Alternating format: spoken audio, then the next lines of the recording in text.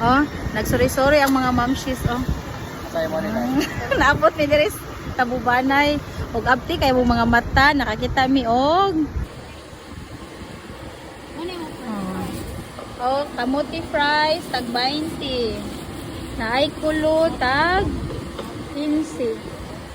Ang banana Q 15 o kani 15. 20 ba ya dito gawa sa UC ay, no? Ah, location kay Tabubanay. Timing kayo si Jenny Lakaw. Ah. Apti kay mga mata oy. Palihog ko yabi usa ka fries.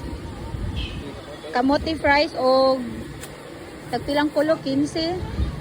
Duha para 50 tanan no? Do ka kulo. Bisa nasa.